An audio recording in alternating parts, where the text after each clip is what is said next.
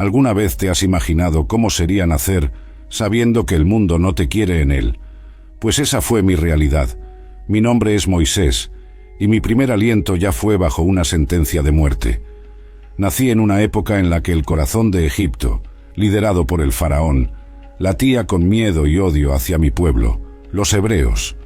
El faraón, ese hombre temido por todos, había ordenado la muerte de todos los bebés hebreos masculinos. Sí, solo por ser quienes éramos. Mi madre, una mujer de fibra y coraje increíbles, no aceptó esto pasivamente. Me escondió de los ojos de todos por 3 meses.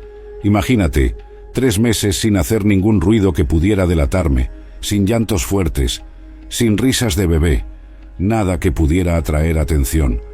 Era una lucha diaria contra el miedo, pero el amor de madre hace esas cosas, hace que lo imposible parezca solo otro día. Sin embargo, llegó un momento en que ella vio que ya no podía mantener ese secreto. Cada llanto, cada risa, cada sonido que yo hacía como cualquier bebé, era un riesgo, un verdadero peligro no solo para mí, sino para toda mi familia. Con el corazón destrozado, tomó una decisión que solo la desesperación y el amor juntos podrían justificar. Me colocó en una cesta. No era una cesta cualquiera, era una arca de juncos, cuidadosamente preparada e impermeabilizada con brea y betún. Me colocó en las aguas del río Nilo, el mismo río que daba vida a Egipto, pero que en ese momento parecía más un camino incierto entre la vida y la muerte. El corazón de mi madre debía estar pesado mientras me veía flotar río abajo, entregando mi destino al desconocido. Y aquí viene la parte más loca de esta historia. La hija del faraón, la princesa de Egipto, estaba bañándose en el río cuando notó la cesta. Curiosa, mandó a una de sus sirvientas a buscarla. Imagina solo, la hija del hombre que quería verme muerto, sosteniendo mi destino en sus manos. Cuando ella abrió la cesta y me vio, algo increíble sucedió. Ella no me vio como una amenaza o un problema, sino como un bebé que necesitaba cuidados, amor. Tal vez fue la providencia divina o simplemente humanidad pura, pero decidió salvarme. Me adoptó como su propio hijo, dentro del palacio del faraón. Sí, crecí en el corazón del lugar más peligroso para un hebreo. Y créanme, la historia no termina aquí. Mi hermana mayor, Miriam, que había seguido la cesta a distancia, viendo todo desplegarse, tuvo el coraje de acercarse a la princesa. Sugirió que una mujer hebrea, que por permiso de Dios era nuestra madre, pudiera amamantarme y cuidarme. Y así, de una manera que solo puede describirse como un milagro, mi madre no solo me salvó, sino que también fue elegida para criarme, bajo el disfraz de una nodriza. Crecí entre 2 mundos, aprendiendo las costumbres de los egipcios, mientras escuchaba los susurros de las enseñanzas y la cultura de mi pueblo, los hebreos. Esos años moldearon mi identidad y prepararon mi corazón para las luchas que enfrentaría en el futuro. Todo esto, bajo la nariz del faraón. Los días en el palacio eran una mezcla de lujo y aprendizaje constante, pero el peso de mi verdadera herencia nunca dejaba mi corazón. Cada día que pasaba, yo, Moisés, crecía más consciente de mi origen hebreo, aunque vivía como príncipe egipcio. Fue durante uno de esos días, cuando ya era un hombre hecho, que todo cambió drásticamente. Decidí salir de las sombras doradas del palacio y caminar entre mi verdadero pueblo, y lo que vi cambió para siempre el curso de mi vida. Mientras caminaba disfrazado entre os hebreus, vi de perto a brutalidade e a injustiza con las que eran tratados. Eran forzados a trabajar hasta la extenuación bajo el sol abrasador de Egipto, sus cuerpos y espíritus desgastados por la tiranía sin fin de los capataces egipcios. Fue entonces, en uno de esos momentos de observación angustiante, que presencié un acto de crueldad que encendió una furia ardiente en mi ser.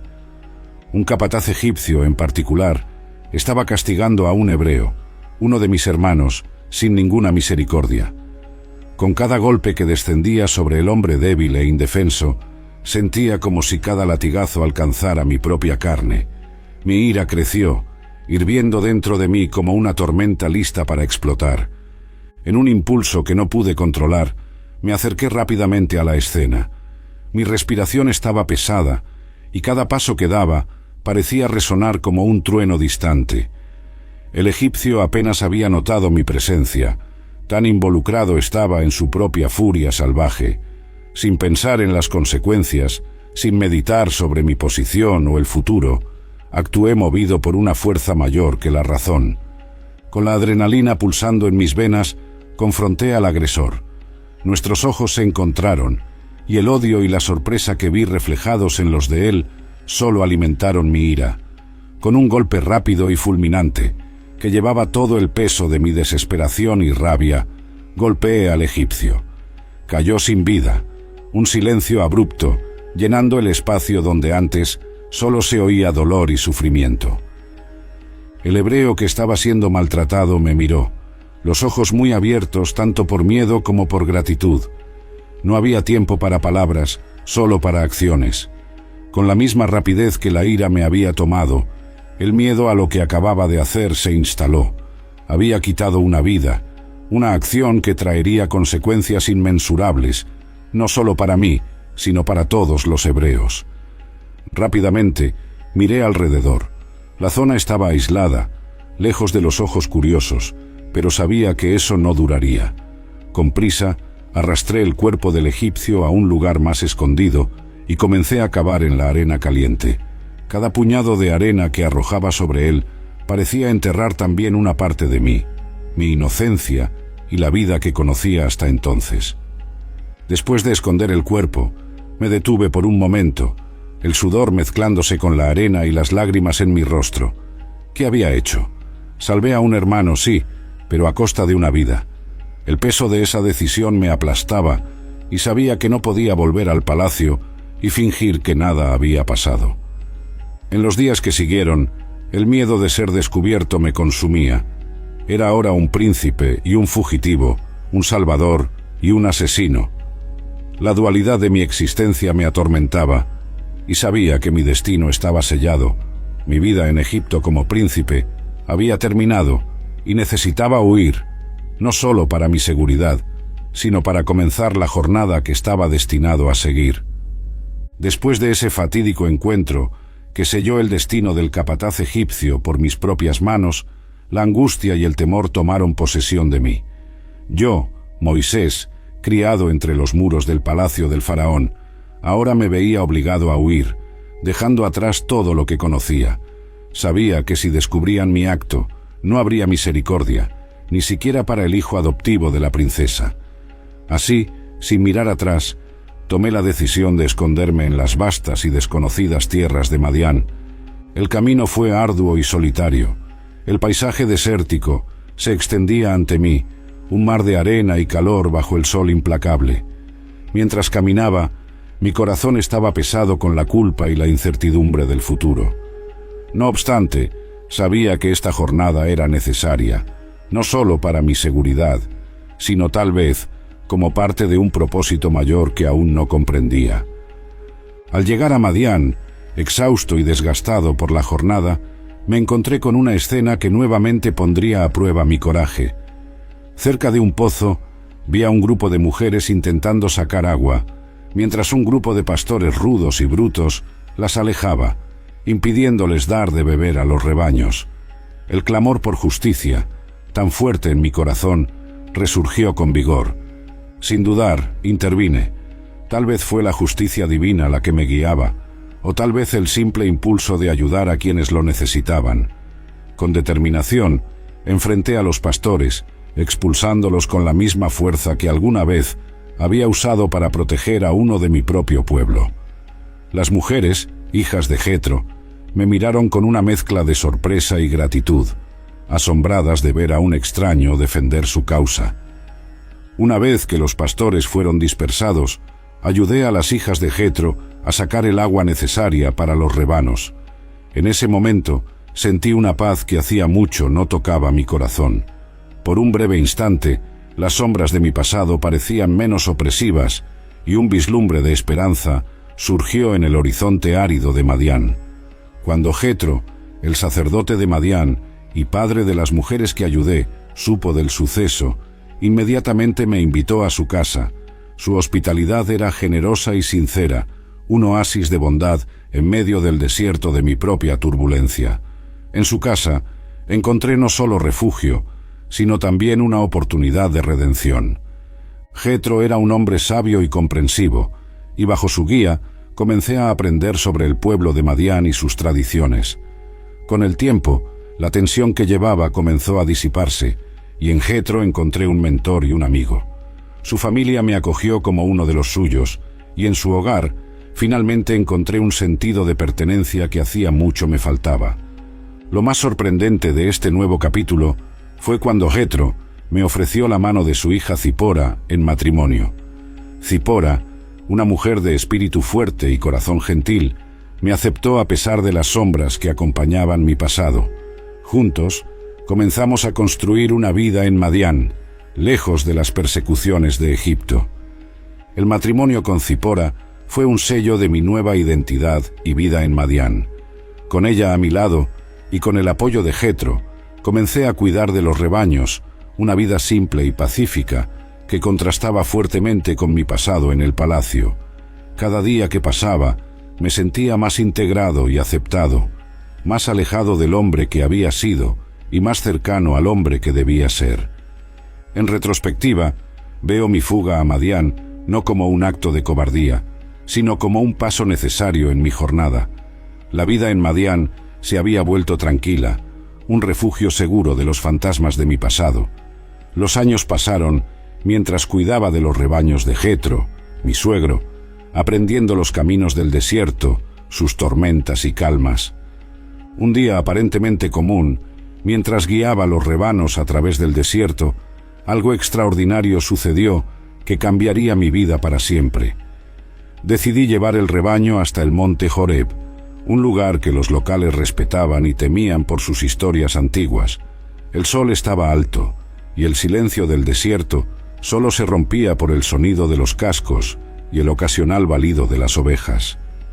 Mientras caminaba, perdido en pensamientos sobre mi vida y todo lo que había dejado atrás, noté una luz extraña a lo lejos, una luz que no parecía natural. A medida que me acercaba, vi algo que desafiaba toda lógica y comprensión. Una zarza, pequeña y retorcida, estaba en llamas, pero no era un fuego común. Las llamas envolvían la planta sin consumirla. Curioso y un poco temeroso, me acerqué, atraído por el fenómeno como si una fuerza invisible me empujara hacia ella. Fue entonces cuando escuché una voz proveniente del medio del fuego, una voz poderosa e imponente que resonaba con autoridad y calor. «Moisés, Moisés», ella llamó, y yo, temblando, apenas conseguí responder. «Aquí estoy». La voz se identificó como el Dios de mis padres, el Dios de Abraham, de Isaac y de Jacob. El suelo en el que estaba, frente a esa zarza ardiente, se volvió sagrado, y me quité las sandalias en respeto y temor. El aire estaba cargado con la presencia divina, y me sentí completamente expuesto, como si ese fuego purificador viera a través de mi alma. Dios entonces habló sobre el sufrimiento de mi pueblo en Egipto, cómo Él había escuchado sus clamores y estaba decidido a liberarlos. Y para mi sorpresa y temor, Él dijo que yo sería el instrumento de esa liberación. «Te enviaré al faraón para que saques a mi pueblo, los hijos de Israel, de Egipto». El peso de esa misión parecía aplastante. Yo, que había huido de Egipto para escapar de la muerte, ahora debía volver y enfrentar al propio faraón. Las dudas me asaltaron. ¿Quién era yo para tal tarea? ¿Y por qué Dios elegiría a un fugitivo, un hombre sin influencia o poder? Pero Dios, conociendo mi corazón y mis vacilaciones, me aseguró su presencia. Prometió estar conmigo, dándome señales y palabras para hablar. Más que eso, me dio una misión clara y un propósito que iba más allá de cualquier ambición personal: liberar a un pueblo de la esclavitud. Al salir de cerca de la zarza ardiente, el fuego aún ardía, pero no consumía. Era un signo duradero de la promesa de Dios y de su presencia constante. Con pasos inciertos, pero motivados por una nueva fuerza, volví al campamento, consciente de que mi vida no sería más la misma. Esa experiencia en el monte Horeb no fue solo un encuentro divino, sino un llamado que redefinió mi identidad y destino. Estaba asustado, sí, pero también inspirado y transformado. Equipado con la promesa de Dios y el fuego de su justicia ardiendo en mi corazón, estaba listo para enfrentar lo que viniera, sabiendo que no estaba solo. La revelación en la zarza ardiente fue el inicio de una nueva jornada, pero mi corazón aún vacilaba bajo el peso de la misión divina. Yo, Moisés, había sido elegido para liberar a mi pueblo de Egipto, una tarea que parecía más allá de mis capacidades. Como yo, que había huido para evitar la muerte, podría ahora enfrentar al faraón, el hombre más poderoso de Egipto. Como yo, con mi habla vacilante y mi lengua pesada, podría persuadir a un pueblo a seguirme. Mientras luchaba con estas dudas, regresé a la presencia de Dios, buscando respuestas y tal vez, secretamente, una manera de escapar de esta responsabilidad abrumadora. Señor, dije, mi voz temblando tanto como mi corazón, ¿y si ellos no creen en mí o escuchan mi voz? ¿Y si dicen que el Señor no se me apareció? La respuesta de Dios no fue una reprimenda, sino una demostración de poder y promesa. Para disipar mis dudas y fortalecer mi fe, me concedió señales milagrosas. «¿Qué es eso en tu mano?», preguntó Dios, refiriéndose al cayado que yo sostenía. «Una vara», respondí, aún incierto del propósito de la pregunta. «Lánzala al suelo», instruyó él. Obedecí, y para mi asombro y temor, la vara se transformó en una serpiente. Retrocedí instintivamente, pero Dios me alentó a tomarla por la cola. Cuando la sujeté, volvió a convertirse en un cayado en mi mano. Este primer signo fue un mensaje claro. El poder divino estaría conmigo, transformando lo ordinario en extraordinario. No satisfecho, Dios me dio un segundo signo. Me pidió que pusiera la mano en el pecho. Cuando la retiré, estaba leprosa, blanca como la nieve. Un terror frío me tomó, pero nuevamente él instruyó: «Pon tu mano en tu pecho nuevamente». Hice como se ordenó, y al retirarla, estaba restaurada, como si nunca hubiera sido afligida. Estos milagros eran pruebas irrefutables de su poder y de su presencia conmigo. A pesar de tales señales, mi inseguridad sobre el habla persistía. «Oh Señor», imploré, «no soy elocuente, ni ayer, ni antes de ayer, ni desde que has hablado a tu siervo, porque soy pesado de boca y pesado de lengua». La misión parecía requerir cualidades que sinceramente creía no poseer.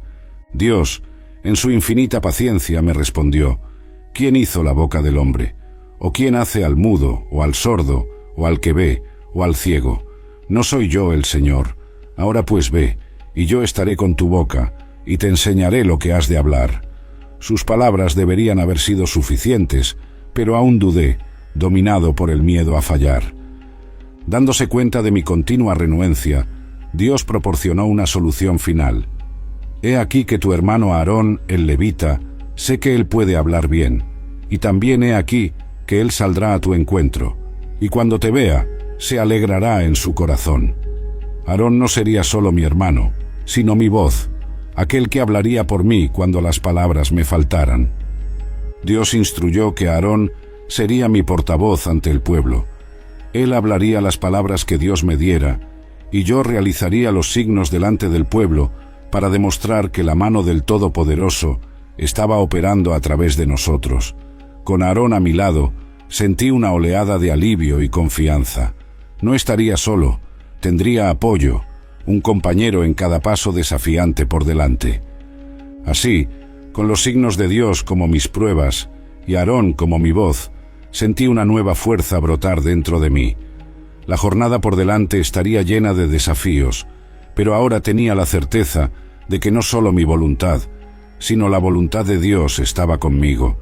Fortalecido por esos milagros y por la presencia de mi hermano, volví mi rostro hacia Egipto, listo para cumplir mi destino divino, no más como un hombre dubitativo, sino como un líder decidido a liberar a su pueblo.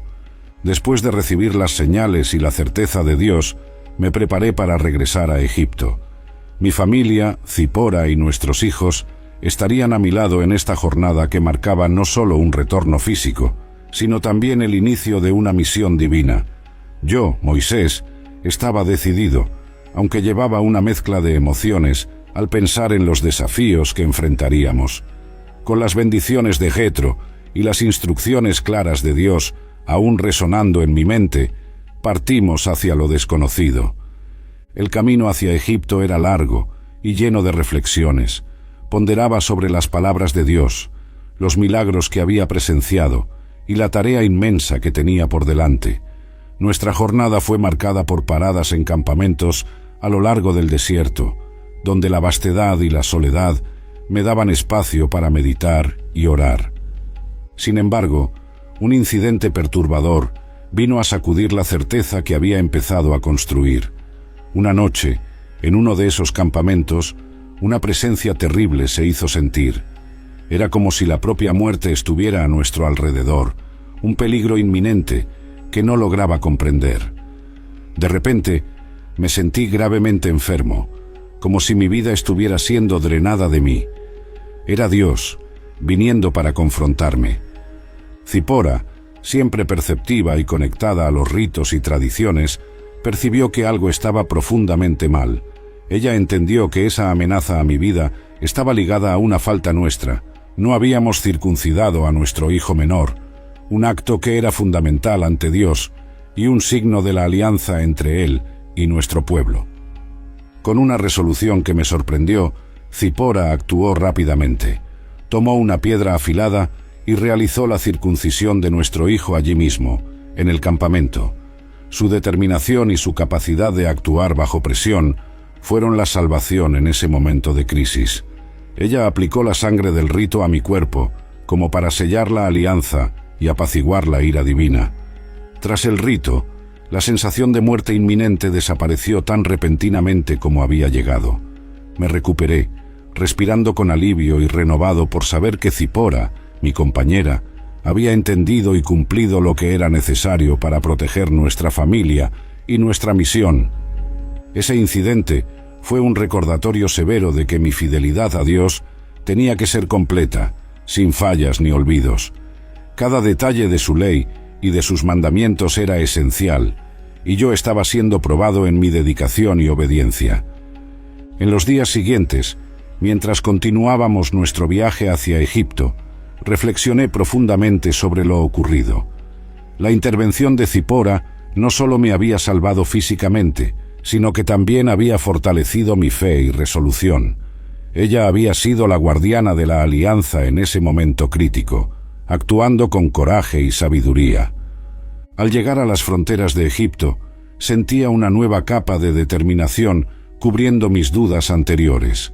La experiencia me había transformado, y estaba listo para enfrentar al faraón, no solo como un emisario de Dios, sino como un líder que había aprendido la importancia de cada mandamiento y tradición. El regreso a Egipto, por lo tanto, marcó no solo el comienzo de la lucha por la libertad de mi pueblo, sino también una renovación de mi alianza personal con Dios. Con mi familia a mi lado, y con una comprensión más profunda de lo que significaba servir y obedecer al divino, estaba listo para desafiar las cadenas de Egipto y traer la libertad a los israelitas. La jornada que comenzó con incertidumbres, ahora seguía fortalecida por la fe y el amor, lista para enfrentar cualquier desafío que nos esperara. Después del perturbador incidente en el desierto y la renovación de mi fe, yo, Moisés, junto con mi hermano Aarón, llegamos finalmente a Egipto. Nuestro corazón estaba pesado con la inmensidad de la tarea que nos esperaba, pero al mismo tiempo vibrábamos con la esperanza de liberar a nuestro pueblo. El primer paso en nuestra misión era convencer a los ancianos de Israel de que Dios nos había enviado y que su mano estaba sobre nosotros para guiar a nuestro pueblo hacia la libertad. Aarón y yo organizamos un encuentro con los ancianos, líderes respetados entre los israelitas, los guardianes de la fe y de la tradición de nuestro pueblo. La tensión era palpable mientras caminábamos hacia la reunión. Sabíamos que las palabras no serían suficientes. Necesitábamos demostrar claramente que el Dios de Abraham, Isaac y Jacob estaba con nosotros. La reunión tuvo lugar en un sitio discreto, lejos de los ojos de los egipcios. Los ancianos se reunieron, sus rostros marcados por el sufrimiento de años de esclavitud, ojos que llevaban la mezcla de esperanza y desilusión. Al vernos, percibí una chispa de curiosidad, quizás incluso de esperanza reavivada. Aarón, siempre elocuente, tomó la palabra primero. Con una voz firme, narró nuestra extraordinaria experiencia con la zarza ardiente, cómo Dios había hablado con nosotros y nos había dado la misión de conducir a Israel hacia la libertad. Yo lo observaba, orgulloso de su habilidad para hablar, su voz llevando la urgencia y la sinceridad de nuestra causa. Luego, llegó el momento de mostrar los signos que Dios nos había dado. Con el corazón latiendo fuerte, tomé el cayado que estaba en mi mano y lo lancé al suelo frente a los ancianos. En un instante, se transformó en una serpiente, y oí murmullos de asombro y admiración entre ellos. Uno de los ancianos retrocedió, sus ojos fijos en la serpiente que se movía en el suelo. Con el permiso divino, agarré la serpiente por la cola y se transformó nuevamente en cayado. La sala quedó en silencio, todos observando con intensa atención. A continuación, coloqué mi mano en mi pecho y la retiré, ahora leprosa y blanca como la nieve. Los ancianos se inclinaron para ver, algunos murmurando oraciones y otros simplemente sin palabras. Después de mostrar mi mano restaurada, miré a los rostros de los ancianos. Pude ver el cambio en sus miradas, de duda a algo que parecía renacer dentro de ellos. Fe. Aarón continuó, explicando que esos signos eran la prueba de que Dios estaba con nosotros y que Él había escuchado el clamor de su pueblo. El impacto de esos milagros fue inmediato y profundo. Los ancianos, hombres que habían mantenido la fe de nuestro pueblo, incluso bajo la brutalidad de la esclavitud, ahora veían una promesa de liberación. Uno por uno, se levantaron, sus rostros ahora marcados no solo por cicatrices del pasado, sino por una nueva determinación.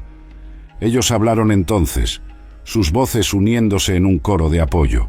Prometieron seguirnos, confiando en que Dios realmente nos había enviado. La reunión terminó con oraciones y un sentimiento compartido de esperanza renovada. Se dispersaron para esparcir la palabra entre el pueblo, que la liberación estaba cerca, que Dios no había olvidado a su pueblo. Al dejar aquella reunión, sentí una fuerza que no poseía antes. La aceptación y el apoyo de los ancianos no solo validaron nuestra misión, sino que fortalecieron mi propia fe. Estaba listo, junto con Aarón, para enfrentar lo que viniera a continuación. Con Dios guiándonos y nuestro pueblo ahora a nuestro lado, estábamos listos para desafiar al faraón y reclamar la libertad que era nuestro derecho divino. Después de reunir el apoyo de los ancianos de Israel, yo, Moisés, junto con mi hermano Aarón, estábamos listos para enfrentar el mayor desafío hasta entonces, confrontar al faraón de Egipto. Nuestro corazón estaba pesado, pero impulsado por la fe inquebrantable de que Dios estaba con nosotros. Caminamos por los corredores majestuosos del palacio, un lugar que yo conocía bien, pero ahora pisaba como un mensajero de Dios, y no más como parte de la realeza egipcia. Al entrar en la sala del trono, la opulencia del ambiente contrastaba fuertemente con la misión espiritual que cargábamos. El faraón estaba sentado en su trono, rodeado por sus consejeros y guardias. La autoridad y el poder emanaban de él, y el peso de su mirada sobre nosotros era casi tangible. Aarón, a mi lado, respiró hondo, compartiendo la tensión del momento. Así dice el Señor, el Dios de Israel, deja ir a mi pueblo, para que me celebren una fiesta en el desierto. Aarón habló con firmeza, su voz resonando por las paredes del salón. Yo permanecía a su lado, sosteniendo el cayado que Dios había transformado ante los ancianos, un símbolo del poder que nos acompañaba. La reacción del faraón fue de desdén y arrogancia. ¿Quién es el Señor para que yo escuche su voz y deje ir a Israel? No conozco al Señor, y tampoco dejaré ir a Israel, respondió, su voz impregnada de desafío e incredulidad. Sus palabras cayeron sobre nosotros como piedras, pesadas y frías. Insistimos, no desanimados, explicando la importancia de obedecer a la voluntad de Dios y las consecuencias de desobedecerlo. Pero el corazón del faraón se endureció aún más. En lugar de escuchar, nos acusó de perturbar el trabajo de los israelitas, de ser perezosos y de incitar desorden entre los esclavos. Como castigo por nuestra osadía, el faraón ordenó que la opresión sobre los israelitas aumentase. Instruyó a sus capataces a no proporcionar más paja para la fabricación de ladrillos, pero exigió que la cuota diaria de ladrillos permaneciera la misma. «Dejen que ellos vayan y recojan paja por sí mismos», declaró con crueldad. La tarea ya agotadora se volvió casi imposible, agravando el sufrimiento de mi pueblo. La salida del palacio fue sombría. El peso de la negativa del faraón y el aumento de la opresión parecían aplastantes. Al encontrarnos con los israelitas, ellos nos confrontaron, sus caras marcadas por la desilusión y el dolor. «Que el Señor mire sobre vosotros y juzgue, pues nos habéis hecho odiosos a los ojos de Faraón y de sus sirvientes, poniendo una espada en sus manos para matarnos», dijeron con resentimiento. Esas palabras me impactaron profundamente, haciéndome cuestionar si habíamos hecho lo correcto al desafiar al faraón. La pena de mi pueblo ahora era más intensa por causa de nuestra acción. Corazón pesado, me volví hacia Dios en oración, buscando orientación y fuerza. «Señor, ¿por qué has hecho mal a este pueblo? ¿Por qué me enviaste?», clamé en mi angustia. En medio del desespero, la respuesta de Dios no vino inmediatamente, dejándome en un estado de reflexión y espera. Sabía que cada paso nuestro estaba siendo guiado por un propósito mayor, pero la duda y el miedo aún asombraban mi mente. La jornada que pensábamos ser de liberación parecía haberse convertido en una de mayor tribulación. Sin embargo, a pesar de las adversidades, la fe que me había sostenido hasta aquí no permitiría que desistiera. Sabía que Dios tenía un plan para su pueblo, y yo, Moisés, debía permanecer firme como su siervo, independientemente de los desafíos. Con Aarón a mi lado y el poder de Dios en los signos que habíamos mostrado, estábamos listos para continuar nuestra misión, sin importar las tormentas que enfrentaríamos. La lucha por la libertad de Israel apenas comenzaba, y yo estaba determinado a seguir el camino que Dios había trazado para nosotros. El enfrentamiento con el faraón había llegado a un impasse, y su negativa en liberar al pueblo de Israel solo endurecía más su corazón. Yo, Moisés, sabía que la batalla que enfrentaríamos ahora sería una como ninguna otra. Dios había preparado una respuesta para la obstinación del faraón, una serie de eventos terribles que mostrarían su poder sobre toda la tierra de Egipto. La primera plaga fue un preludio sombrío de lo que vendría. Yo estaba a la orilla del gran río Nilo, el corazón palpitante de Egipto, fuente de su riqueza y vida. Con el cayado en manos, lo levanté bajo la orden divina y golpeé las aguas. Inmediatamente, el río que alimentaba una nación entera se transformó en sangre. Los peces murieron, el río apestaba, y los egipcios no podían beber de sus aguas. El impacto fue devastador, pero el corazón del faraón permaneció inquebrantable. Le siguieron más plagas, cada una más severa que la anterior. Ranas emergieron en números incontables, invadiendo casas y perturbando la vida con su presencia incesante. Luego, nubes de mosquitos y enjambres de moscas cubrieron la tierra, cada criatura marcando la soberanía de Dios y la inutilidad de los dioses egipcios. La cuarta plaga trajo pestilencia a los rebaños egipcios, una pérdida económica inmensa. Pero ni eso ablandó el corazón de Faraón. Luego, las úlceras surgieron, afligiendo a hombres y animales, las heridas marcando la carne de los egipcios, un signo visible de la ira divina. Aún así, Faraón se negó a ceder. El cielo entonces se oscureció con una tormenta de granizo como nunca antes visto. Rayos cortaban el cielo, mientras piedras de hielo masacraban todo a su paso, destruyendo plantaciones y animales, trayendo desespero y destrucción. Siguió una invasión de langostas, que consumió lo que quedaba de la vegetación, dejando la tierra desnuda y al pueblo desesperado. La penúltima plaga fue una densa oscuridad que se abatió sobre Egipto, una oscuridad que podía sentirse, un manto opresivo que duró 3 largos días. Los egipcios estaban paralizados por el miedo, mientras nosotros, los israelitas, teníamos luz en nuestras moradas, una demostración clara de la distinción hecha por Dios entre su pueblo y los egipcios. Y finalmente, vino la plaga más devastadora de todas, una plaga que rompería el impasse de una vez por todas. Dios anunció que la muerte de los primogénitos de todo Egipto sería el golpe final. La angustia llenó mi corazón al transmitir esta terrible noticia, pero sabía que era parte del plan divino para la liberación de mi pueblo. En aquella noche fatídica, mientras los israelitas marcaban sus puertas con la sangre del cordero para que el ángel de la muerte pasara por encima de sus casas, el llanto y el lamento surgieron del corazón de Egipto. Cada casa egipcia perdió a su primogénito, desde el hijo del humilde sirviente hasta el heredero del propio faraón. El dolor y el luto que siguieron fueron indescriptibles, y finalmente el faraón me llamó a mí y a Aarón en medio de la noche. Su voz, quebrada por el dolor, ordenó que lleváramos a nuestro pueblo, y partimos inmediatamente. El poder de Dios había sido demostrado de manera irrefutable, y la liberación de nuestro pueblo había sido asegurada. Al liderar a los israelitas fuera de Egipto, bajo la luz de la luna llena, sentí una mezcla de alivio y tristeza, de triunfo y tremenda responsabilidad. Las plagas no eran solo castigos, eran manifestaciones del poder de Dios, recordatorios severos de su soberanía y de su alianza con Israel. Mientras marchábamos hacia la libertad, sabía que cada paso que dábamos estaba bajo la providencia divina, guiándonos no solo lejos de Egipto, sino hacia un destino prometido, marcado tanto por desafíos como por esperanza.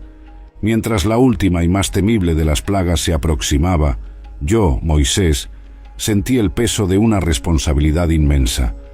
Dios me había dado instrucciones claras, no solo para garantizar nuestra liberación, sino para preservar la vida de nuestro pueblo. Aquella noche no sería una noche común. Sería la noche que definiría nuestro destino como el pueblo elegido y marcado por Dios. Reuní a todos los ancianos de Israel y con urgencia transmití la orden divina. Cada familia debería tomar un cordero, un animal sin mácula, y sacrificarlo al atardecer. La seriedad de la situación estaba grabada en cada rostro, mientras los detalles del sacrificio eran cuidadosamente explicados. No se trata solo de un acto de fe, dije, sino de un signo para el Señor, un escudo contra la destrucción inminente. Instruí a cada familia a marcar los umbrales de sus puertas con la sangre del cordero. Cuando el ángel de la muerte pase por nuestras casas, verá la sangre y pasará adelante, perdonando a todos en su residencia, expliqué. La sangre sería nuestro signo para el ángel de la muerte, una promesa de protección y salvación. Además, cada familia debería comer la carne del cordero asada al fuego, junto con panes sin levadura y hierbas amargas. Era para ser una comida de prontitud, con sandalias en los pies y bastones en las manos, listos para partir en el momento en que la libertad fuera otorgada. Coman apresuradamente, ordené, pues esta es la Pascua del Señor. Aquella noche, el silencio pesado de lo expectante pesó sobre Gosén, donde residía nuestro pueblo. Las familias reunidas en sus casas, marcadas por la sangre del cordero, compartían la comida sagrada, cada uno consciente del poder y la promesa que aquella noche traía. Era una mezcla de miedo y fe, mientras esperábamos por el cumplimiento de la palabra de Dios. Yo mismo, junto con mi familia, observaba las marcas de sangre en nuestra puerta, un recordatorio visual de la alianza entre Dios y su pueblo. La ansiedad en cada latido del corazón era palpable, mientras orábamos y esperábamos, sabiendo que, del otro lado, el juicio divino estaba siendo ejecutado. Y entonces, en medio de la noche, un grito terrible y penetrante se levantó de todo Egipto. Era el sonido de una nación entera en duelo, pues no había una sola casa egipcia donde no hubiera alguien muerto, incluyendo al hijo del propio faraón. La tristeza de ellos era profunda, pero para nosotros era la señal de nuestra salvación y libertad inminente. El faraón, quebrado y derrotado por la mano poderosa de Dios, me llamó a mí y a Aarón aún antes del amanecer. «Lleven a su pueblo y partan», ordenó. «Salgan de Egipto y sirvan a su Dios como dijeron». Su voz era de resignación, la resistencia finalmente vencida por la fuerza divina. Con la orden de partida finalmente dada, movilicé rápidamente a los israelitas. Salimos de Egipto con prisa, un mar de personas liberadas, llevando consigo no solo las pertenencias físicas, sino un espíritu renovado de libertad y renovación. Después de la liberación milagrosa, nosotros, el pueblo de Israel, dejamos Egipto bajo la guía divina, llevando con nosotros no solo nuestras pertenencias, sino también una nueva esperanza. Sin embargo, esta libertad recién conquistada pronto sería puesta a prueba de una manera que jamás podríamos imaginar. Conforme marchábamos, recibí la noticia de que el faraón, tomado por un remordimiento amargo y rabia, había cambiado de idea y estaba movilizando su ejército para recapturarnos. Mientras el sonido distante de los carros de guerra egipcios comenzaba a hacerse audible, una ansiedad colectiva se esparció entre el pueblo. Estábamos entre el desierto implacable y el vasto Mar Rojo, un obstáculo que parecía insuperable. Mi corazón pesaba con la responsabilidad, mientras miradas temerosas se volvían hacia mí, esperando un milagro. Allí, frente al mar inmenso y la amenaza inminente de un ejército furioso, levanté mi cayado con manos temblorosas, clamando a Dios por un libramento. No era solo una oración silenciosa, sino un grito fervoroso por ayuda ante una situación desesperada. «No teman, estén quietos y vean la salvación del Señor, que hoy hará por ustedes», grité para calmar al pueblo y fortalecer mi propio espíritu. Con la fe pulsando en cada palabra, extendí mi mano sobre el mar. En ese momento, un fuerte viento del este comenzó a soplar, sus ráfagas poderosas cortando la superficie acuática. Lo que sucedió a continuación fue un testimonio del poder incomparable de Dios. Las aguas del Mar Rojo comenzaron a dividirse, formando un camino de tierra seca entre dos inmensas paredes de agua. Animados por el milagro ante sus ojos, los israelitas comenzaron a atravesar el lecho del mar. El sonido de millones de pies pisando la tierra seca se mezclaba con el rugido continuo de las aguas estancadas a nuestro lado. Cada paso era un paso de fe, y mientras caminábamos, el miedo de ser alcanzados por el ejército egipcio aún nos perseguía. El faraón, cegado por la ira y la desesperación, ordenó a sus carros y caballeros que nos siguieran por el mismo camino milagrosamente abierto. El estruendo de los carros de guerra resonaba detrás de nosotros, una sinfonía amenazadora que aumentaba la urgencia de nuestra fuga. Cuando el último de los israelitas alcanzó la margen opuesta, me volví para ver al ejército egipcio avanzando rápidamente por el camino entre las aguas. Con el corazón latiendo fuerte, nuevamente levanté mi cayado, ahora en señal de conclusión del milagro. En cuanto bajé mi brazo, el viento cesó abruptamente y las aguas comenzaron a cerrarse. Aterrorizados, los egipcios intentaron retroceder, pero era demasiado tarde. Las aguas se cerraron con una fuerza violenta, engullendo carros, caballeros y caballos. El sonido de sus armaduras y gritos desapareció bajo el estruendo de las aguas que volvían a su lugar. Nosotros, del otro lado, observábamos en silencio reverente y atónito, conscientes del terrible, pero necesario, acto de justicia divina. Tan pronto como el mar se calmó, retornando a su vastedad normal sin señal del ejército que nos perseguía, el alivio y la gratitud explotaron entre el pueblo. Se entonaron loas y cánticos de victoria, liderados por mi hermana Miriam. Las mujeres danzaban con panderos, y el aire se llenaba de música y alegría, celebrando nuestra salvación y la poderosa mano de Dios que nos había liberado definitivamente. La travesía del Mar Rojo no fue solo una huida de la opresión, sino un bautismo de fe y el nacimiento de una nación bajo la protección divina. Ese evento se grabó en nuestra memoria colectiva, un recordatorio eterno del poder de Dios y de su fidelidad inquebrantable. Yo, Moisés, liderando al pueblo en esa jornada, sentí una transformación dentro de mí, consolidando mi rol como líder y servidor de un Dios que cumple sus promesas de maneras que desafían la imaginación humana. El silencio que siguió al cierre de las aguas del Mar Rojo fue profundo, casi sagrado. La magnitud de lo que acababa de ocurrir pesaba sobre nosotros, un pueblo que había presenciado un milagro de proporciones divinas. Ante ese momento, yo, Moisés, sentí un impulso abrumador de expresar la gratitud y la reverencia que llenaban mi corazón. No era suficiente solo hablar. La grandiosidad de nuestro salvamento exigía una celebración que trascendiera las palabras. Movido por el Espíritu de Dios, comencé a entonar un cántico, una melodía que brotaba espontáneamente de mi alma. Cantaré al Señor, pues triunfó gloriosamente. El caballo y su jinete lanzó al mar. Mi voz, cargada de emoción y fuerza, se elevaba por encima de las murmuraciones del pueblo, capturando la esencia de nuestra liberación y del poder incomparable de nuestro Dios. A medida que las palabras fluían, el pueblo se unía a mí, cada voz sumándose en un coro poderoso que se extendía por las orillas del mar. Las mujeres, lideradas por mi hermana Miriam, tomaban panderos y danzaban, sus movimientos marcando el ritmo de nuestra gratitud colectiva. El Señor es mi fuerza y mi canción, Él se ha convertido en mi salvación, Él es mi Dios, y yo lo alabaré, Dios de mi Padre, y yo lo exaltaré.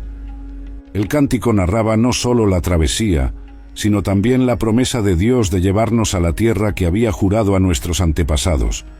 Tú con tu benignidad guiaste al pueblo que salvaste, con tu fuerza lo condujiste a tu santa morada.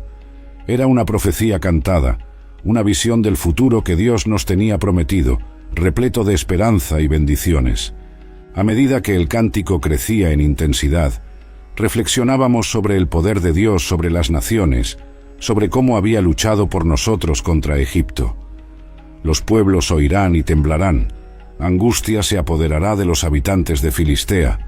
Era un recordatorio de que la protección divina que habíamos experimentado continuaría con nosotros mientras avanzáramos para conquistar la tierra prometida. Cada estrofa del cántico también servía como un recordatorio para las futuras generaciones. Era una declaración de la fidelidad y del poder de Dios, una afirmación de que ningún enemigo podría prevalecer contra nosotros mientras estuviéramos bajo su guarda. El Señor reinará eterna y perpetuamente, cantábamos, una proclamación de la eterna soberanía de Dios sobre nuestro destino. El cántico alcanzó su clímax con una celebración de la justicia de Dios, que había transformado el mar en instrumento de salvación para su pueblo y de destrucción para sus enemigos. Y así, al son de panderos, danzas y cánticos, nuestro pueblo expresaba una alegría que no podía ser contenida. El cántico de Moisés, como vino a ser conocido, fue más que una canción. Fue un monumento oral a la intervención divina en nuestra historia. Era un himno que fortalecía nuestra fe y solidificaba nuestra identidad como el pueblo elegido de Dios, un himno que sería transmitido de generación en generación. En aquel día, las orillas del Mar Rojo se transformaron en un santuario al aire libre, donde el cielo y la tierra parecían unirse en alabanza. Nosotros, un pueblo liberado, cantábamos no solo por la liberación física, sino por la espiritual, celebrando la presencia constante y la promesa de Dios en nuestras vidas. Después de la euforia de la travesía del Mar Rojo y del canto de victoria, la realidad de nuestra jornada por el desierto comenzó a imponerse sobre nosotros. Yo, Moisés, lideraba a un pueblo que cargaba no solo la libertad, sino también las necesidades y fragilidades humanas. En el desierto, lejos de las estructuras de apoyo de Egipto, las primeras quejas surgieron. Si al menos hubiéramos muerto por la mano del Señor en Egipto, cuando nos sentábamos junto a las ollas de carne, cuando comíamos pan hasta saciarnos, lamentaban, el miedo y la incertidumbre corroendo la fe recién fortalecida. La murmuración se esparció como una enfermedad entre las tribus. Reclamaban de hambre y sed, temiendo que su liberación los llevara solo a una muerte lenta y agonizante en el desierto. Mi propia fe fue puesta a prueba, pero sabía que cada desafío era también una oportunidad para que Dios revelara su providencia y fortaleciera nuestra confianza en Él. Clamé a Dios en desesperación, buscando orientación e intervención. La respuesta vino de forma tan milagrosa como las plagas que habían asolado Egipto. «He aquí que haré llover pan del cielo para vosotros», prometió Dios, y ordenó que cada hombre recogiera según su consumo. La promesa del maná, una sustancia fina como la escarcha, era la garantía de que Dios no nos abandonaría. A la mañana siguiente, como una capa delicada cubriendo la tierra, el maná yacía alrededor del campamento. Al verlo, muchos no sabían qué era. «Manu», preguntaban, «¿qué significa? ¿Qué es esto?». Yo expliqué que era el pan que el Señor había dado para alimentarnos. Día tras día, el maná caía con el rocío de la mañana, y cada familia recogía lo suficiente para el día, un recordatorio diario de dependencia y fe. No obstante, la sed pronto se convirtió en nuestro próximo gran desafío.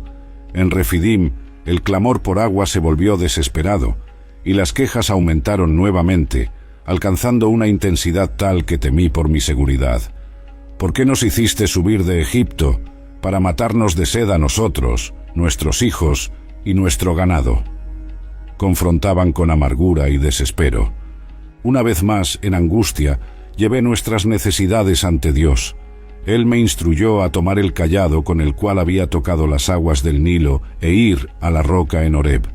«Golpearás la roca, y de ella saldrá agua, para que el pueblo beba». Seguí las instrucciones divinas, golpeando la roca con la fuerza de mi fe. Increíblemente, agua fresca y limpia brotó de la roca, suficiente para saciar la sed de todos. El milagro del agua de la roca fue más que una simple provisión. Fue una manifestación física de la presencia continua y cuidadosa de Dios entre nosotros.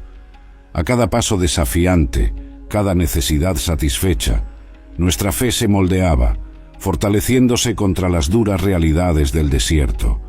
Estos eventos, el maná del cielo y el agua de la roca, se convirtieron en pilares no solo para nuestra supervivencia física, sino también espiritual. Eran recordatorios diarios de que nuestra dependencia no era de lo terrenal y pasajero, sino del eterno e inagotable Dios de Israel. Al reflexionar sobre estos milagros, comprendí profundamente que liderar no era solo guiar a un pueblo a través de una geografía física, sino navegar por las complejas paisajes de fe y duda, miedo y esperanza. Cada milagro, cada provisión, cada respuesta a nuestras quejas, no eran solo para calmar estómagos y gargantas secas, sino para cultivar un espíritu de confianza y devoción a Dios. Así, en el vasto e inhóspito desierto, encontramos la verdadera sustancia de nuestra libertad. No solo la ausencia de grilletes físicos, sino la presencia constante y sustentadora del Dios que nos había liberado.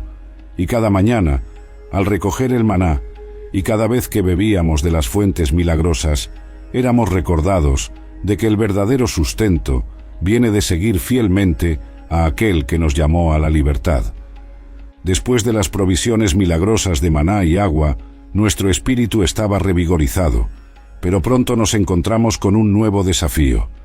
Mientras marchábamos por el desierto, una amenaza surgió en nuestro camino. Amalek, un pueblo guerrero, decidió atacarnos. Yo, Moisés, sabía que no estábamos solo en una jornada física, sino también en un constante estado de batalla espiritual. Ante esta amenaza, supe que necesitábamos una estrategia tanto física como espiritual. Designé a Josué, un joven fuerte y valiente, para liderar a nuestros combatientes. «Escoge hombres capaces y sal mañana a luchar contra Amalek», instruí. Josué, con determinación en la mirada, aceptó la tarea sin titubear, preparándose para el conflicto que se aproximaba. A la mañana siguiente, mientras Josué y los hombres se posicionaban en el campo de batalla, yo subí al tope de una colina cercana, acompañado por Aarón y Hur. Sabía que mi lugar no era en la línea de frente, sino en un sitio donde mi fe y liderazgo podrían ser más efectivos. Mientras observaba los dos ejércitos encontrarse en el valle abajo, levanté mis manos hacia el cielo, un gesto de súplica y dependencia del poder de Dios. Con las manos alzadas, sentí una energía pasar por mí, una conexión directa con lo divino, que fortalecía a nuestros guerreros en el campo. La batalla era feroz, y pude ver que siempre que mantenía mis manos alzadas, Israel prevalecía. Sin embargo, el peso de mis brazos comenzaba a sentirse, y cada vez que bajaba mis manos, incluso por un momento, la marea de la batalla cambiaba y Amalek ganaba ventaja. Aarón y Hur, observando el efecto de mis manos levantadas, rápidamente se acercaron para ayudar. Ellos trajeron una piedra para que yo pudiera sentarme, y cada uno se posicionó a mi lado, sosteniendo mis brazos, manteniéndolos firmemente en el aire. Esta imagen, de nosotros tres unidos en la cima de la colina, era un poderoso recordatorio de la fuerza que viene de la unión y el apoyo mutuo. Con mis brazos sostenidos por mis hermanos, la batalla continuó a lo largo del día, y la determinación de Josué y de los combatientes israelitas, junto con nuestra intercesión continua, eventualmente llevó a nuestra victoria sobre Amalek. La victoria no vino solo por las armas, sino que fue claramente atribuida al poder de Dios, manifestado a través de nuestra fe y persistencia. Después de la batalla, exhausto pero profundamente agradecido, construí un altar en el lugar, al que llamé «El Señor es mi bandera». Este nombre era un testimonio permanente de que en todas las batallas de la vida, nuestra victoria no depende solo de nuestra fuerza o estrategia, sino de la presencia de Dios con nosotros. En el altar, reflexioné sobre la lección de ese día, la importancia de un liderazgo que se basa en la dependencia de Dios y en el apoyo de la comunidad. Declaré que una mano estará continuamente levantada contra Amalek, de generación en generación, simbolizando la lucha constante entre el bien y el mal, y la necesidad perpetua de permanecer vigilantes y dependientes del poder superior. Esta batalla contra los amalecitas no fue solo un evento aislado en nuestra travesía, sino una parte crucial de nuestro maduramiento como nación bajo Dios. Enseñará a las futuras generaciones la importancia de la fe activa y el apoyo comunitario, reforzando que, incluso en las adversidades más intensas, la presencia de Dios es una bandera bajo la cual podemos seguramente reunirnos. Después de la victoria sobre los amalecitas y muchos días de desafíos incesantes en el desierto, recibí noticias que calentaron mi corazón en medio de la aridez de nuestra travesía. Jetro, mi suegro, venía a nuestro encuentro, acompañado de Zipora, mi esposa, y de mis dos hijos, Gersón y Eliezer, que habían quedado bajo su cuidado. Jetro traía consigo no solo a mi familia, sino también una perspectiva que cambiaría fundamentalmente la manera como yo lideraba a nuestro pueblo. El día de su llegada, me preparé para recibirlo con toda la honra que un sacerdote de Madián merecía. Su presencia entre nosotros fue motivo de celebración. Después de un caluroso reencuentro con mi familia, llevé a Jetro para mostrarle el campamento y compartir con él los muchos milagros que Dios había realizado para nosotros, desde la salida de Egipto hasta las recientes provisiones de maná y agua. Durante la visita, Jetro observó atentamente cómo yo administraba al pueblo. Desde el amanecer hasta el anochecer, me sentaba para juzgar entre el pueblo, resolviendo disputas e interpretando las leyes de Dios. Las filas eran largas y el trabajo exhaustivo. Al darse cuenta de mi fatiga y la carga que llevaba solo, Jetro se acercó con una expresión de preocupación. «Lo que estás haciendo no es bueno», dijo con delicadeza, pero con firmeza. «Seguramente te desgastarás, tanto a ti mismo como a este pueblo que está contigo. La tarea es demasiado pesada para ti. No puedes realizarla solo». La verdad de sus palabras me golpeó con una fuerza que no esperaba, haciéndome darme cuenta del peso que me imponía a mí mismo y la ineficiencia de nuestro sistema. Jetro entonces me aconsejó buscar hombres capaces entre todo el pueblo, hombres que temieran a Dios, fueran confiables y abominaran el lucro deshonesto. Ellos pueden ser jefes de 1000, de 100, de 50 y de 10, explicó. Estos hombres podrían juzgar las cuestiones menores, aliviando mi carga, mientras que los casos más difíciles serían traídos a mí. La sabiduría de esta propuesta era innegable. Al día siguiente, con el corazón agradecido y la mente renovada por la claridad, seguí el consejo de Jetro. Seleccionamos juntos hombres de integridad entre las tribus y los designamos como líderes de diferentes grupos, estableciendo un sistema de gobernanza que se demostró eficaz y sostenible. Jetro, viendo que su consejo había sido implementado y que la nueva estructura funcionaba bien, se preparó para regresar a Madián. Antes de su partida, ofrecimos un sacrificio a Dios, y él, junto con Aarón y los ancianos de Israel, participó en una comida sagrada delante del Señor, sellando nuestra gratitud y respeto mutuo. La despedida fue emotiva. Mientras él se alejaba, sentí una profunda gratitud por tener un mentor y un padre como Jetro, cuya visita no solo alivió mi carga, sino que también fortaleció los lazos de nuestra comunidad y profundizó nuestra capacidad de gobernar con justicia y eficiencia. A partir de ese día, con la nueva estructura en funcionamiento, pude dedicar más tiempo a la oración, a la enseñanza de la ley de Dios y al planeamiento para el futuro de Israel. Jetro me enseñó que un verdadero líder no solo lleva todas las responsabilidades solo, sino que capacita a otros para liderar juntos. Después de meses de viaje a través del desierto, llegamos al pie del monte Sinaí, un lugar que pronto se convertiría en central en nuestra jornada y en nuestra fe.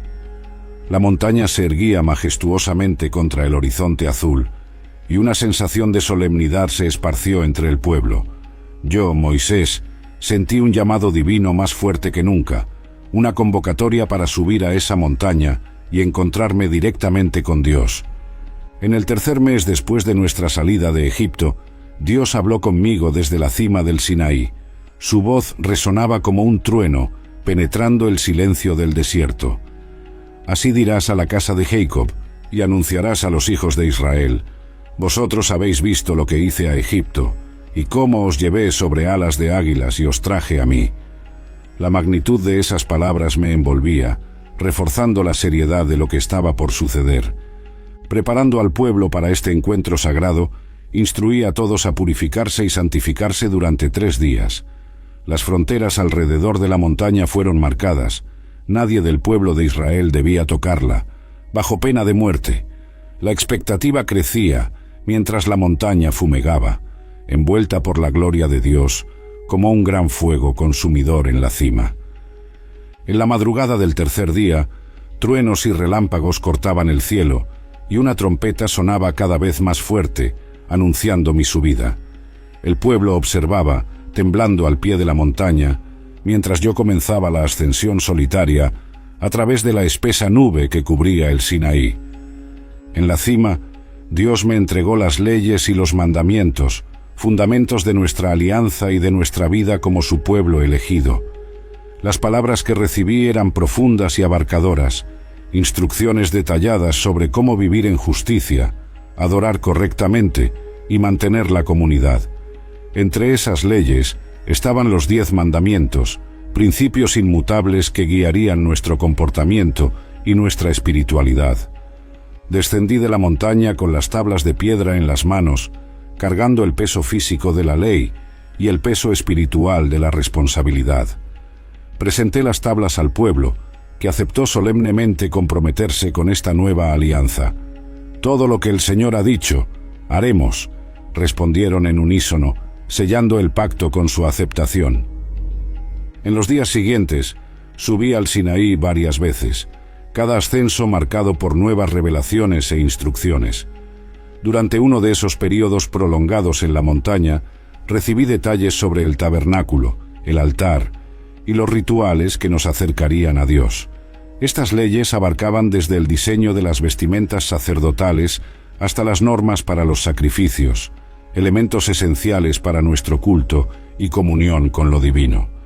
En una de mis últimas bajadas, traje conmigo instrucciones detalladas para la construcción del tabernáculo, un símbolo tangible de la presencia de Dios entre nosotros.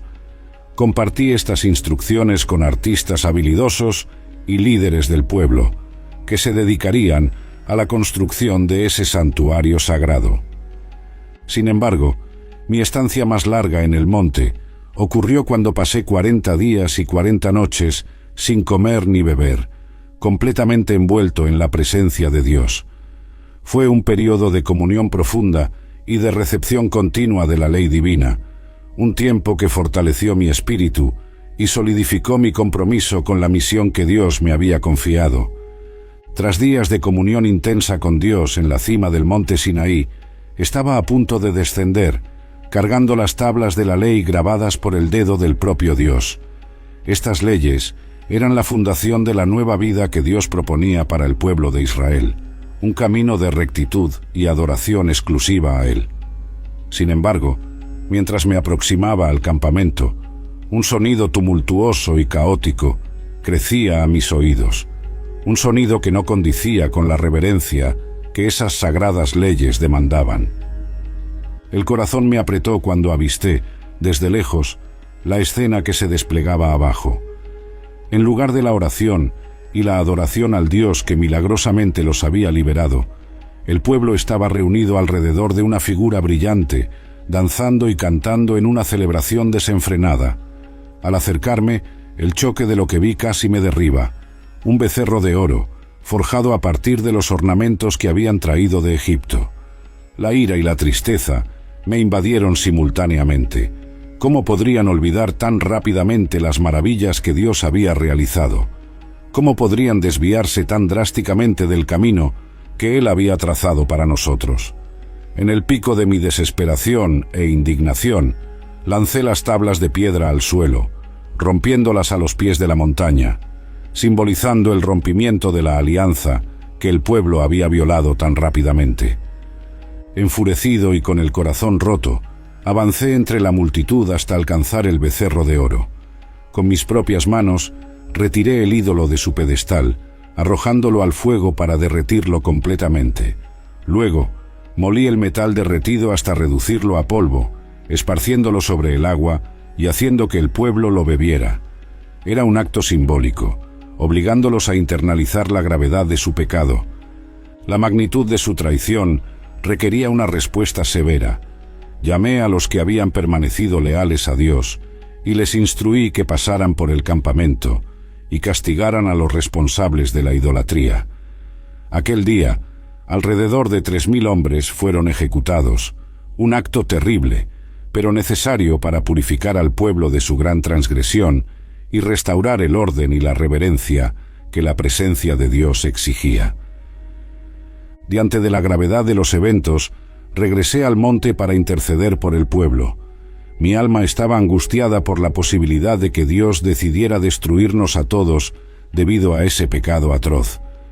Pasé noches en oración fervorosa, suplicando por misericordia, ofreciendo incluso mi propia vida en expiación por el pecado de Israel. Dios, en su infinita misericordia y justicia, decidió no destruir completamente al pueblo, pero las consecuencias de sus actos aún persistirían. A aquel que pecó contra mí, lo borraré de mi libro, declaró, y una plaga afligió al pueblo como señal de su desagrado con la grave ofensa cometida. Este evento se convirtió en un hito sombrío en nuestra travesía, un recordatorio constante de la facilidad con la que el corazón humano se desvía.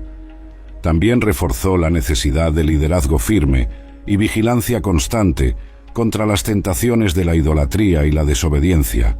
Las tablas de la ley fueron rehechas y la alianza fue renovada, pero la memoria del becerro de oro permaneció con nosotros, convirtiéndose en un símbolo de los peligros de la infidelidad y de la importancia crucial de mantenerse fiel a los mandamientos de Dios, sin importar las circunstancias. Después del doloroso episodio del becerro de oro, una sensación de tristeza y arrepentimiento permeaba al pueblo. Yo, Moisés, sentía una responsabilidad abrumadora sobre mis hombros, sabiendo que para reconstruir la confianza entre Dios e Israel, necesitábamos restablecer la alianza que había sido quebrada. Dios me instruyó a tallar 2 tablas de piedra, como las primeras, y subir nuevamente al monte Sinaí para un encuentro solemne y restaurador.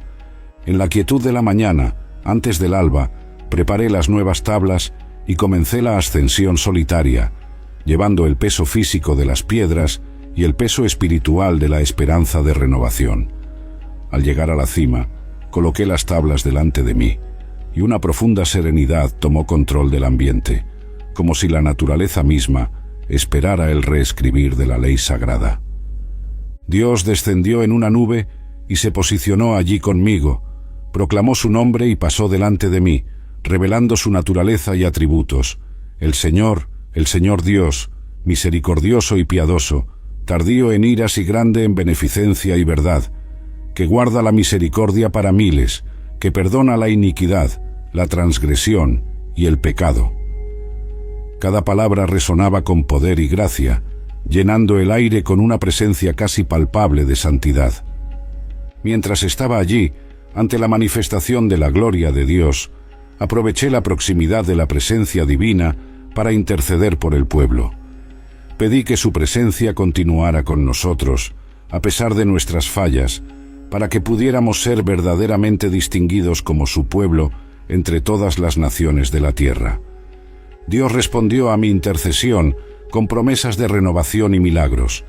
Prometió expulsar a las naciones ante nosotros y establecer un territorio vasto, como había prometido a nuestros antepasados. Sin embargo, con estas promesas vinieron serias advertencias contra la idolatría y instrucciones claras para no hacer alianza con los habitantes de la tierra a la que estábamos yendo. Mientras estaba con Dios, Él reescribió los 10 mandamientos en las tablas que yo había preparado.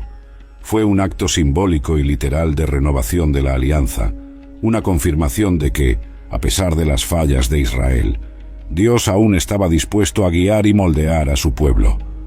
Cuando descendí del monte, después de 40 días y 40 noches, llevando las tablas reescritas, mi rostro brillaba debido al encuentro con lo divino.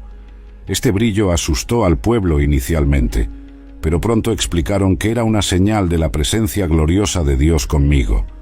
Para hablar con ellos, cubrí mi rostro con un velo, que solo removía al entrar en la tienda para hablar con Dios y al transmitir sus instrucciones al pueblo. Este período de comunión intensa en el Sinaí marcó una nueva fase en nuestra jornada.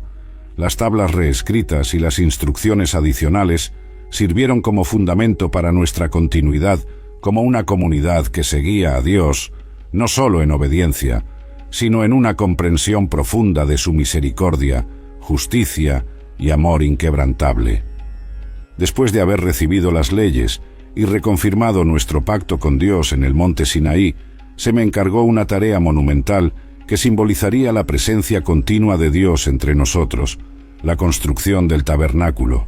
Este no sería un mero lugar de adoración, sino una manifestación física de la morada divina entre su pueblo. La responsabilidad era inmensa y la sensación de propósito llenaba cada momento de mi ser. Dios me presentó las instrucciones detalladamente.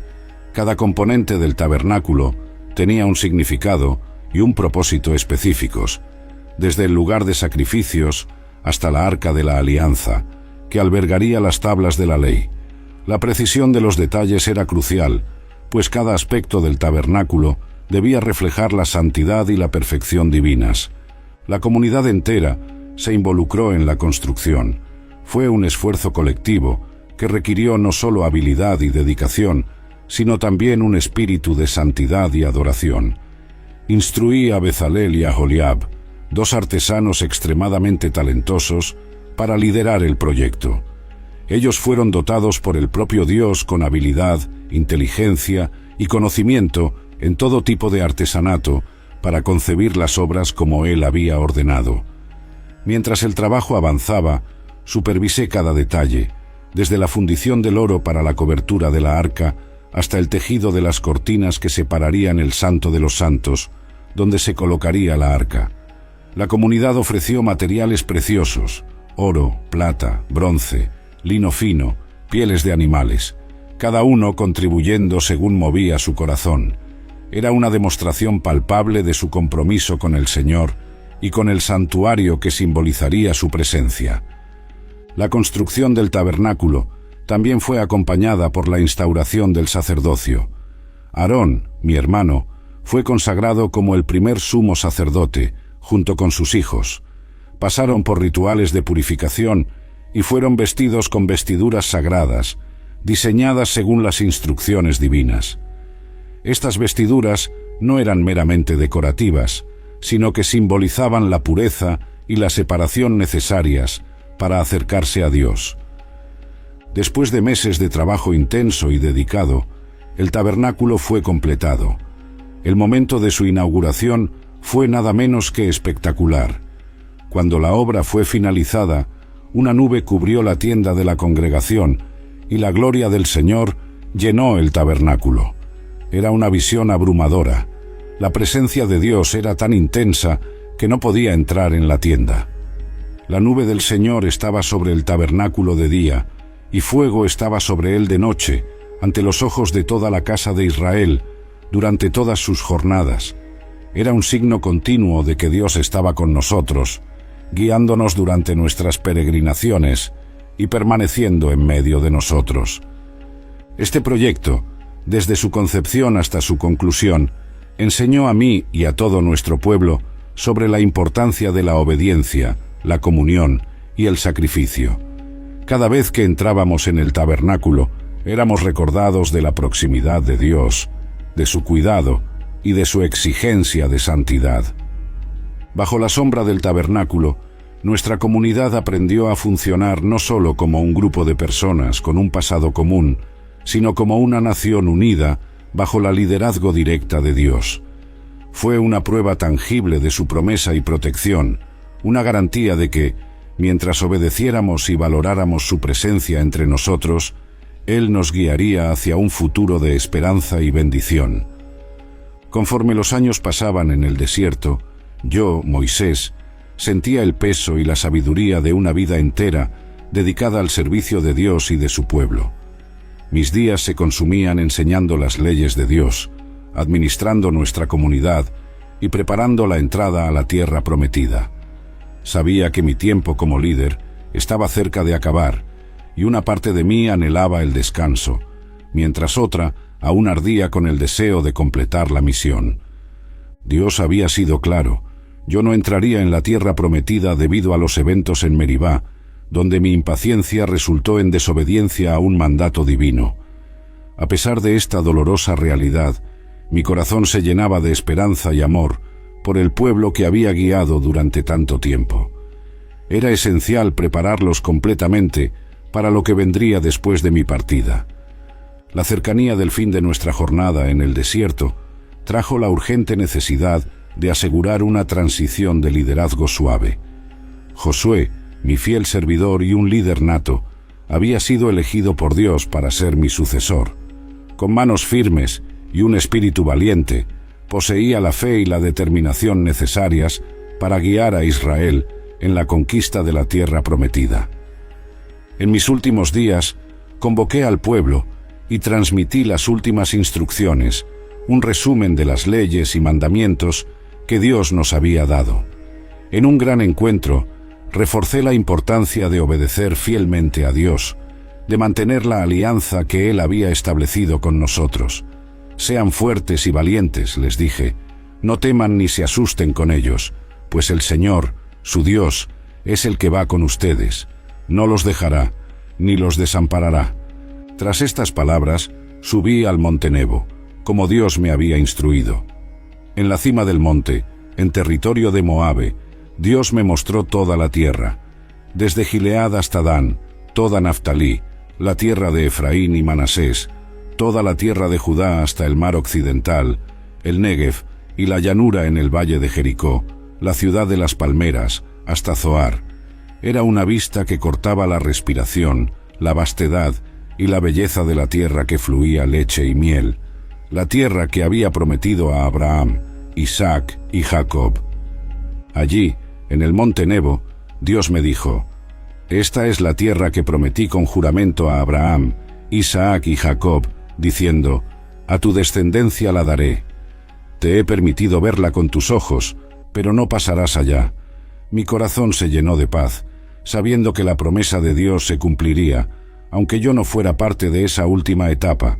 Mi último acto, solo en la cima del Nebo, fue de oración y adoración, agradeciendo a Dios por la fidelidad, por las lecciones aprendidas y por la gracia que sostuvo mi viaje. Entonces, con 120 años, mi vida se extinguió, mi cuerpo jamás encontrado, pues Dios mismo cuidó de mí en la muerte como cuidó durante mi vida. Tras mi muerte, el luto por mí duró 30 días. El pueblo lloró y honró mi memoria, preparándose para continuar la jornada bajo la lideranza de Josué. La historia de Israel estaba lejos de terminar. De hecho, una nueva y emocionante fase estaba a punto de comenzar. Así terminaron mis días, con una mezcla de alegría por la obra completada y tristeza por no compartir físicamente las victorias que estaban por venir.